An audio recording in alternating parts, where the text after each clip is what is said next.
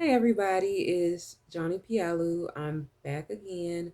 We're gonna go over do our analysis of the second episode of Interview with the Vampire, and this episode is called, I think it's called All After. I'm looking at my notes. After the Phantoms of Your Former Self. So we've already been through episode one. So when we do open episode two, Louis is now a vampire. He is like a baby vampire, like legit a newborn vampire. So everything is completely brand new to him. He's essentially reborn as a dead man, but a dead man that shows up as a live man. It's so interesting. I think that's just a play on and as we go into it, kind of like the kind of where life and death, maybe where they bleed together, where life becomes death and death becomes life. I don't know. Like, I'm getting a little caught up in my thoughts. I will go on a tangent, so I do have to watch myself with that. So at the very beginning, we open up with Daniel. He's observing a painting on the wall, and it's done by an artist named Marius. Well, Marius du Romanus. We will later find out that he is Armand's maker, and Armand is currently the guy in there with Louis, but he is playing as Rashid. Well, he's going by Rashid right now. I will say, if you are watching these reviews, I am as of right now, because beginning watching the reviews, that the reviews will have information that come from other episodes because I've watched these episodes many times. Um, so mind you, this is all a recollection of Louis. So we go back and forth between the past and the present. So we go back to Louis recollecting in present time in 2022, and him and Lestat are in a cemetery getting rid of the priests that were just killed in the church during Louis' transformation. And we start to learn a few basic things about being a vampire, because Louis is all brand new to him. He's going through all of these bodily changes. Like Lestat tells him, he's pretty much like, "Oh, I feel like shit," and Lestat is telling him, "You do feel like that because you literally are dying. Like you are dying and being reborn at the same time. So your body is really going through changes that it ain't never done before. So of course you don't know how to feel." As they're putting the bodies in, some of the body's blood drips down, and Louis tries to drink it or lap it up off the ground, and that's when Lestat lets him know not to ever drink the blood of the dead because you will essentially become the dead. So even though you already are the dead, but you will like die, I'm assuming. Everything, because Louis is now a vampire, everything is really heightened. His sense of smell, his sense of probably even touch, um, sight, hearing, everything is amplified in a way that never was before, and he possibly as a human probably couldn't even comprehend.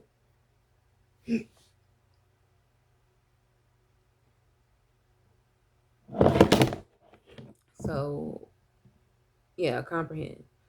So being that this is his first time, I'm looking at the notes. Being that this is his first time being a vampire and he's killing and everything, he has his first everything. So he goes on his first hunt. It may be a little out of order. So he goes on his first hunt where they go to this bar, and of course Lestat is there to kind of move him through these hunts. These are very pivotal times in his life. This is like him learning how to walk. So of course Louis, they go in the bar, and it's like this Navy group, and one of the sailors, of course, he probably looks like he's probably the head on the ship. He's the most obviously attractive and muscular and everything. And Louis is like, oh, I want him. And Lestat is like, oh, of course you would want him. He's the most attractive, the most alluring, but don't do that because it'll be the most obvious. If he goes missing, everybody will be looking for him. You need to pick an unsuspecting victim, unfortunately, which they look and they find this kind of awkwardly, kind of like haphazardly dressed man. He just kind of looks a bit out of place. Not out of place, but he just looks kind of homey. And he turns out to be a salesman and he starts rambling on and on about how he's there to sell farm equipment. He also wants to buy his daughter a pony. Lestat, he is a vampire, and so he knows how to play along and get along. He knows how to play the long game to get the food, pretty much. Whereas Louis, he's just overtaken by his hunger and he's looking at the man like obsessed in like in an obsessive way that the man starts to pick up on Louis' energy, and he's like, wait a minute, and Lestat's kind of letting him know, hey, lighten up a little bit, of course telepathically. um but they lure the man back home to Rue Royale, which is where they live. And like I said, this is Louis' first kill, so the man starts to feel that something's off. He's like, we're just here to talk about farm equipment. And then Louis attacks him and then kills him. And Lestat kind of like watches over to kind of make sure he does it right. After the kill, Louis is disgusted with himself. He doesn't like the way that it feels. He doesn't even like the taste of blood in his mouth and the actual killing of a human being. And, Lestat is kind of letting him know that, you'll get used to it. You'll like it. I had that same issue before. And Louis like, no. And he pushes him away as he goes out of the house, thinking that he can just up and leave. Where he finds out he can't. And he starts to burn in the sun as he is trying to go home to his home. And I don't know what street that was off. I can't remember. So he's trying to go home and he can't go home. And that's when he returns back to Lestat, and Lestat brings him in, and Lestat lets him know then that, okay, yeah, we can't do that either. We can't go out in the sunlight. We can only go out at night. I kind of feel like already we're getting little pieces that Lestat is. It's almost like he's expecting Louis to know how to be a vampire, but not actually teaching him and telling him how to be a vampire. It's like he's learning through trial and error, which I get that, but no. It's not like he's learning how to do some new skill or whatever. He's a vampire. His whole existence has changed. And these very pivotal things like having to drink blood or just the impact of now you actually have to kill humans who you once were. You have to kill people who you once were and be okay with that. That is your sustenance. That is going to be a part of your everyday life. And him just expecting Louis to just be able to fall into that, I think also kind of points out to with Lestat being a vampire, and we don't know how long he is at this point, but it goes to show that he is so far removed from his humanity that he can't comprehend that Louis, a brand new vampire, is still very new to this path. And it's almost like he's expecting him to already know the ropes and he's not teaching him. So when Louis comes back in and he teaches, well, he lets him know, you can't go out in sunlight. That's when Louis also learns where they sleep in coffins. Louis pretty much reluctant to everything that's a vampire because it's opposite of everything that he is, everything of his morals, everything of even his physical probably desires and nature. It is completely different and it's completely on the opposite end of the morality spectrum. And even though he is a vampire, all that he knows before is who he was when he was a human. So he's still pulling from that while trying to operate as a vampire, which they just don't go together. And he's always at this impasse of he can't rectify who he physically is and who he once was and how he once identified with now he what he's changing and becoming. Um, One thing that I did point out in my notes is that I think as Louis was talking to Daniel about this, Daniel kind of makes little isms like, "Oh yeah, I can't help that I love my abuser" or something like that. But he always points out the obvious, but in a way that makes you think. So Louis kind of gets us wrapped into the storyline, which is a play on first episode when Daniel was trying to like I guess skip ahead. He was like, we've already gone over these things with the old tapes, and now you want to pretty much retell me the story, but in a different way. And he's like, let it seduce you. And with this telling, we are being seduced with it through Louis, but Daniel is very key in bringing it back to us to like, okay, yes, let's connect the dots, let's connect the facts. Let's also look at some themes or some trends that are showing up that Louis is not picking up on. And also with him recollecting, they're changing. And so I don't know if I'm probably getting ahead when we talk about the odyssey of recollection. Um, when Daniel points out that Louis tells something different than what it was before or what it really was.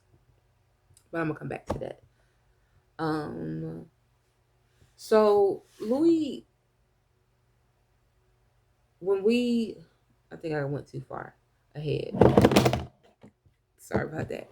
But when we go back to Daniel pointing out the obvious, we also go back to we're in present day now, where Louis is he's eating a coyote in front of him, and then he asks him, "Do you ever think about the meat that you eat? Do you ever think about its life before you eat it?"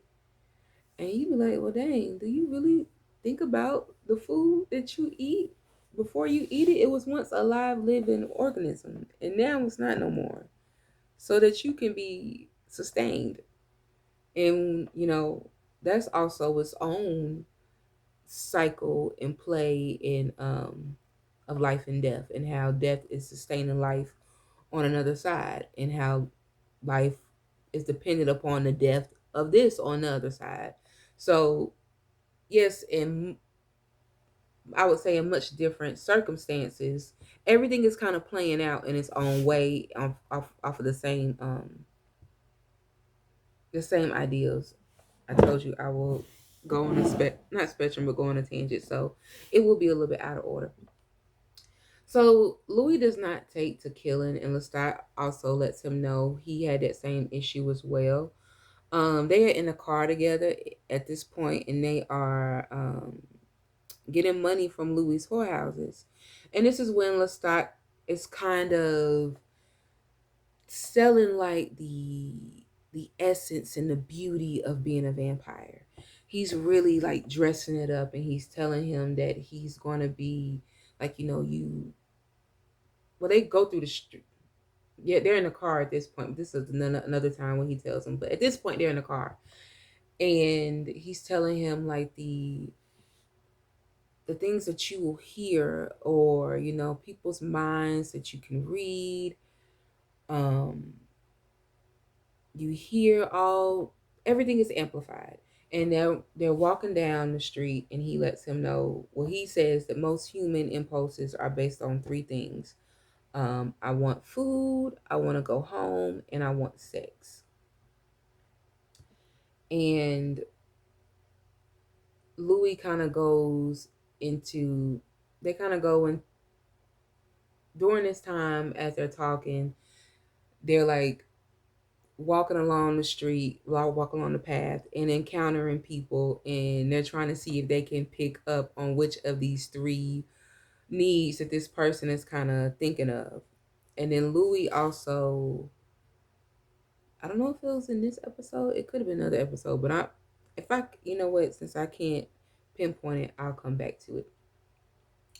Louis does not take to killing very well. Lestat tells him, and they are collecting. But we also find out that even though vampires can read minds, they can read the minds of other vampires. They can read the minds, of course, humans. They cannot read the minds of a vampire that they made.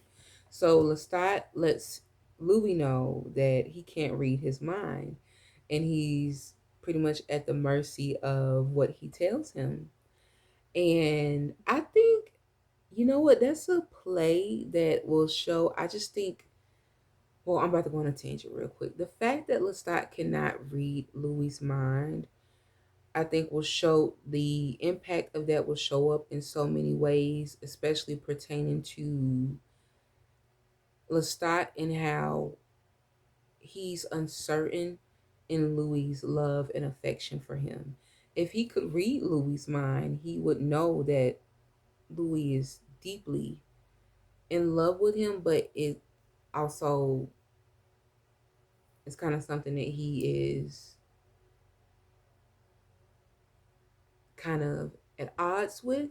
And because Lestat kind of Louis does a lot of push and pull and doesn't give him what he needs or really give him what he wants, he's uncertain of that. And so he kind of acts out. But that's something I feel like we'll get more into, but we'll see it. But I feel as if that will just the known fact of knowing that he cannot read Louis's mind, that I think that'll just show up in other ways in their relationship throughout the show.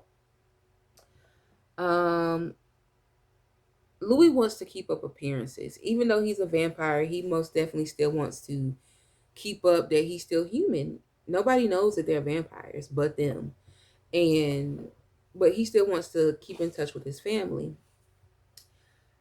Being that he is a vampire, he only goes and sees them at night.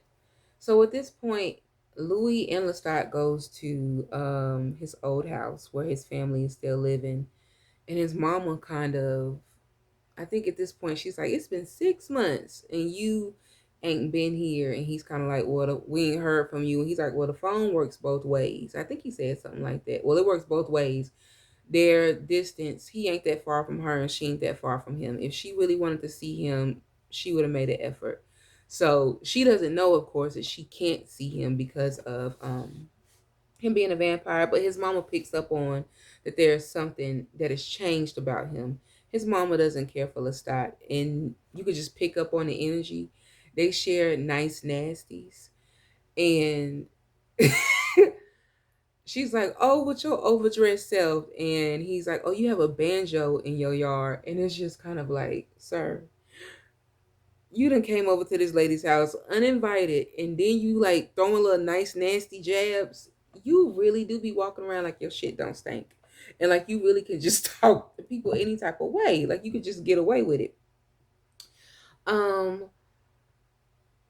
and Louis can read his mama's mind. So she is looking at him, and we can hear how she feels about him. And she's looking him up and down, and she's like, oh, the things that men wear these days. Men like him wear these days with the glasses and the way he has his nails and things, which the nails are vampire nails, but they do, I believe, kind of have like a manicured look, and she's picking up on these things, and I think she's picking up on them in a way as they're telltale signs of Louis' sexuality, versus not knowing that they're telltale signs of Louis now being a vampire. And he like addresses it, and he's like, oh, it's some new glasses for my eyes. And she kind of like looks at him like, how did he know that I was looking at him in that way? And that also kind of puts a ping like in her head, like something is changed with him.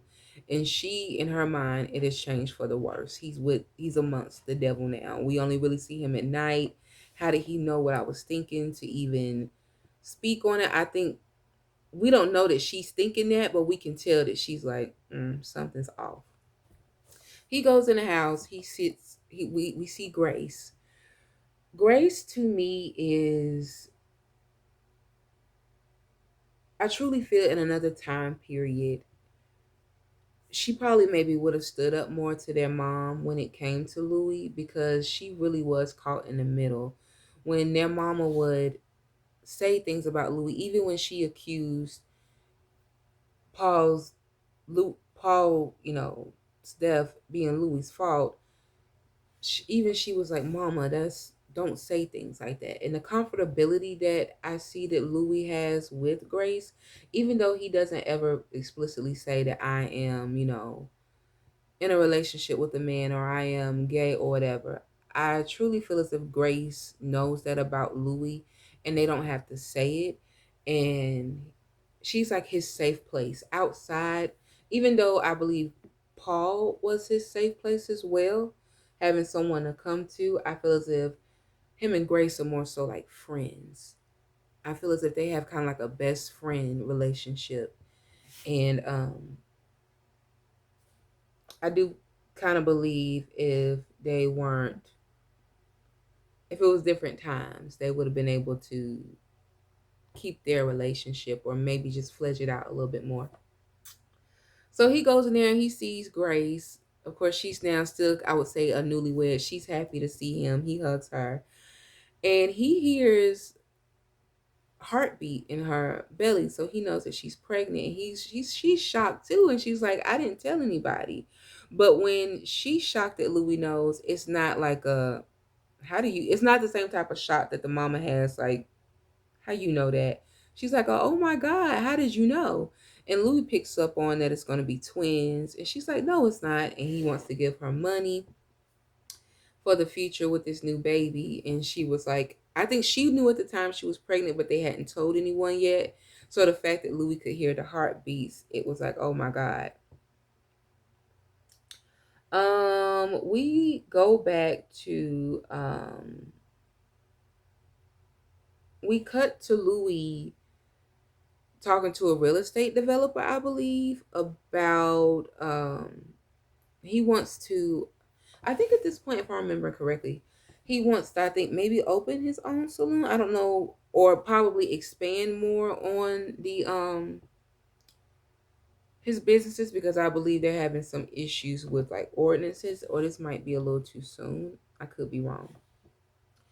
But, he's saying things, and yeah, because something about a fire escape. And I think he said, don't call it a fire escape, call it a, what did he say? I can't remember what it was, but it was really clever.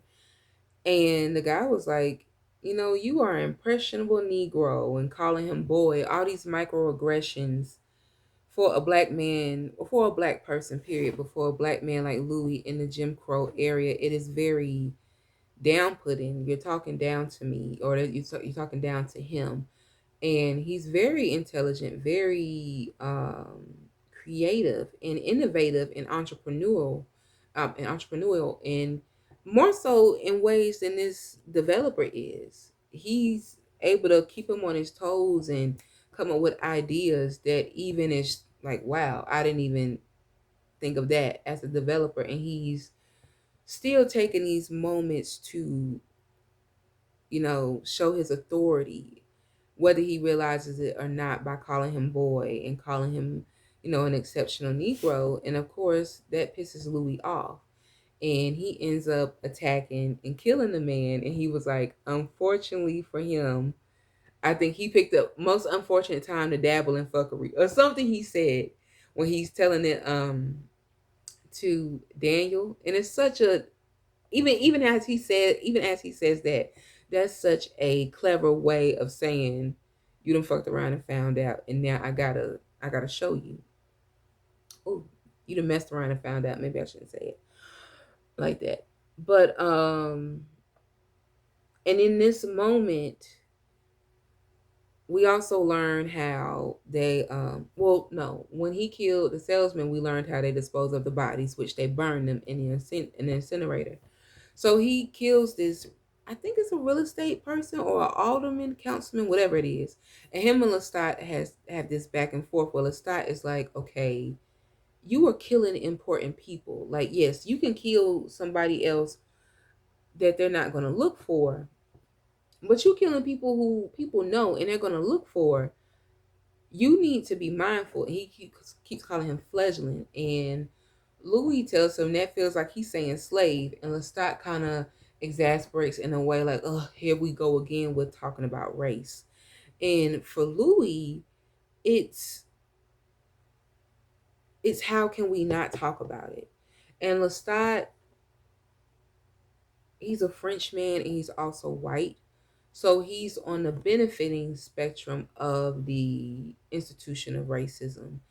And it's a slap in the face in a way, especially on Louis' end, even though Lestat is of a different culture, not American culture, where American culture is very zeroed in on race and color. It's still, in a way, you are benefiting from these things, benefiting from my oppression. And then when I tell you in these ways how these microaggressions impact me or impact him, you make light of it. And it's almost like don't make every he's saying, oh, trying to it's almost like when people say don't make everything about race, but yet your identity is based upon race and how it's going to impact this person and therefore how it'll show up for your benefit. So it's almost as if you're telling them not to worry about race, but yet you're so worried about race because how your benefit is dependent upon them being oppressed because of their race. And then when they speak up about it, you want to say, oh, it's not a big deal. Gaslighting. So that's what's like, even in those moments where I don't even think Lestat is intentionally being racist, just how things work, he's benefiting from it. So therefore he's like playing into it. Um, and of course they have an argument over it. Later on, they're in the coffins, and Lestat is pretty much saying how he doesn't want to go to bed angry. And there are pretty much things that he doesn't understand. And if he would have known that the guy had disrespected him, he himself would have killed him. But, there's just, there are learning curves. There are learning curves with them being of different cultures, being American and being French. There's learning curves with them being of different entities, a vampire and a human. There was now vampire, newly vampire. There's learning curves from him being Creole, and then him being French, and then him being black, and then him being white. Like there's so many compounded I can't think of the word right now, but so many compounded elements that they have to move through and navigate, on top of moving through the navigation of him learning how to be a vampire.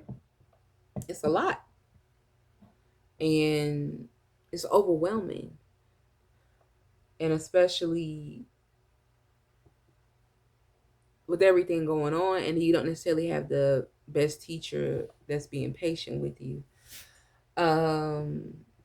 I guess in a way to kind of, lighten things or to kind of smooth things over, Lestat is like, well, how can I make it up to you? How can I pretty much make you happy again? And Louis is like, you know what? I want the Fair Play Saloon. I want to buy it. Mind you, that is owned by Tom Anderson. And that is the white brothel, which is pretty much the creme de la creme of the whorehouses. And Lestat is like, that's ambitious, and he's like, why do you want to keep mixing human affairs with vampire affairs? Why can't we just live off my money and do things like that? But even the impact of Louis' race and how he is treated, I think even makes him want to do these things to prove himself that I am worthy. I am just as much as human as you, and I'm just as much as capable. And racism kind of keeps you doing that, distracting you, making you feel like you have to keep performing for something you don't have to perform for. And I think that's why for Lestat, it's like, man, you gotta do that. That's nothing. But for Louis, it's like, no, I have to do it. I have to prove it. So he wants to do the Fair Play Saloon, and he's like, well, how can I say no to you? It's been At this point, it's been a good bit of years. As we go through the episode, and Louis visits Grace. She has had the twins, and she's now had another baby. So she's had a third child, which is a son. And Louis is seeing him for the first time. And, they're exchanging things, kind of catching up. And she leaves Louis to go check on the other kids. And Louis starts to have these urges to eat his nephew. The scent of the baby is so overpowering and so alluring that he literally wants to eat his nephew. And we, of course, we get the build up of does he do it? And even Daniel was like, "Did you eat the baby? Did you eat the baby?" And because Louis going on about how hard it was to fight his urge, and we also cut and see him cut into a scene where he's talking to Lestat, and he's like, "I almost ate my nephew," and Lestat is kind of just like making light of it, like, "Well, let's do this, let's go here, let's go there," like kind of like trying to lift up the mood, like he bypasses everything. And till we find out he does not eat the baby, but he like leaves the baby on the floor, probably in a desperate attempt to get out there as quickly as possible. Grace hears it, and she comes to find her baby on the floor, and she's confused and what to do in this moment. But that's when we cut to the present day, and we learn that he doesn't eat the baby. And he also lets Daniel know that the last person that he ever killed was in year 2000. So even given a timeline, it's been well over 20 years since Louis has killed anyone. And I think that even though by now he's been a vampire well over, probably, yeah, like well over 100 years, we can still see where he's still kind of like rectifying these things that are carrying over from his humanity that he never really got the hang of killing. And yes, he killed many people, but eventually he was like, I have to let it go. Even as he still is a vampire, he's not killing. We're not killing people. Um, we go back to Louis crying to Lestat, like, he's going through this change of becoming a vampire, and he has all these negative feelings. And Lestat comes off as a very carpe diem type of person. Like he only wants to operate in light emotions, cheerful things, sex, or things that bring him pleasure. When we're working through hard emotions, especially when it comes through Louis rectifying his new existence, Lestat just wants to bulldoze through it. And it's like he makes Louis feeling so small. Yes, it's gaslighting, but it's just like, okay, let's get through that. It's almost like he's like, okay, pass me the pepper as I'm cooking. But Louis's version of pass you the pepper is like, I almost ate my nephew. Like this is a big deal. I'm trying to work through it, and you're making light of so much things. Like they are not at any point on good leveling. Like they don't have good communication. They don't. You can just see, how many things they have to work through, just relationship things, and then also the things that they're working through with Louis, and they're just not doing it. And you most definitely can see how it's just creating more pockets and more things for dissension. So of course Lestat has to bring it back and tell him all the wonderful things that he is. And, he lets him know, you can't be going around your family like that anymore. I know it's hard. And Louis like, I won't have a family. I won't have a daughter. I won't have sons. And he's like, well, I'm your family. And for Lestat, he wants that to be all encompassing, and he wants that to be enough for Louis. And it's not enough. It's not enough simply just because you can't be all to one person. And it's just not enough because you need community and you also need different relationships. Your romantic relationship cannot be the relationship you have with your siblings or you have with your friends. It's just not all encompassing. And it's kind of a messed up way to expect that. But Lestat makes it up to him by going to another opera, and he's like, another opera, and he's like, not just any opera is this, it's the comedic. We learn that Lestat is infatuated with the arts. He loves music, and if there's anything that he values humans in, he values humans who are exceptional musicians. And we also learn at this time him and Lestat have been together for about 6 years, and Lestat is definitely afraid of being alone. And I think that's why he really puts so much in all encompassing his relationship with Louis. He wants to be the end all be all. And we can see that Louis is starting to really become kind of fall in love with him. And how he looks at him, and as they're listening to the show, Lestat absolutely adores the soprano. He hates the tenor, and he makes blood marks throughout the sheet music. I think that as he makes errors, it goes to show how dedicated Lestat is, but also like how paranoid you are so obsessed that you go to an opera and you are literally looking at the sheet music to make sure that each vocalist is singing the notes as it is written. Yes, you want them to be singing the right notes, but also surrender yourself to the art.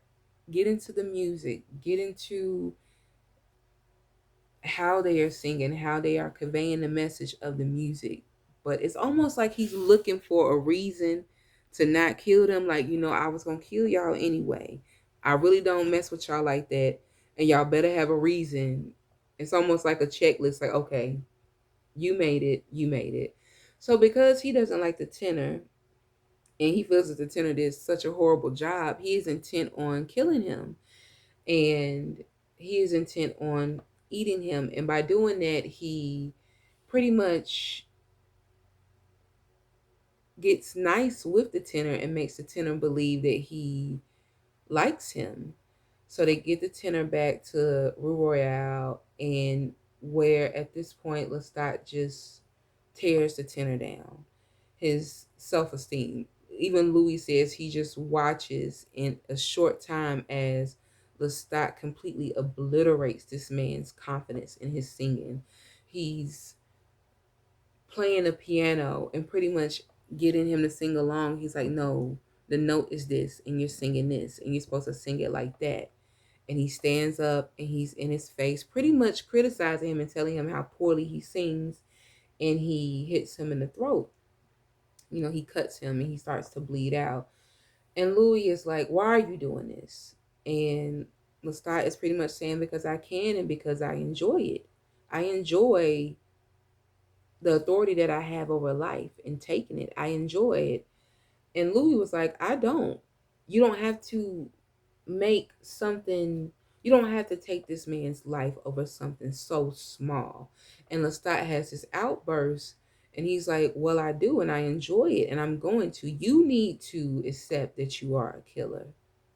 It's not me who has the problem. It's you. You're a vampire still trying to be a human who, if you don't get with the program of you being a killer, then you will die. Even though you're already dead, but you will die because you need human blood. You need blood to sustain yourself. So you need to accept that you are a killer. And Louis hasn't rectified a lot. And the fact that Lestat wants him to rectify something so big, like his life truly is dependent upon another person losing theirs or another thing losing theirs, that is a big task to take because humans are on the side of once you die, no one has come back to this realm to say, oh, yeah, when we leave this one, we'll show up over here. Vampires do know that. We show up they show up over there on in that realm. Humans don't know that. So death is their end. So this is a huge choice to make. This is a huge responsibility to have. And Louis is struggling with that. And Lestat is just unrelenting and not being really supportive of that and truly like, yes, you are having this issue. And they can they have this back and forth, and we cut to the scene where the man is like slowly dying, and it's because Lestat really wants to draw out the experience of drinking his blood. He wants this man's death to be slow, and he wants to experience it. This man's death is joyful for him. It is enjoyment for him. That is a mindfuck beyond comprehension for Louis. But Lestat is able, even in that moment, he's able to seduce Louis into participating and finishing feasting on this man. And Louis is telling Daniel in that moment that he sees this man's life flashing before his eyes. Like he sees this man seeing his life as he's leaving it.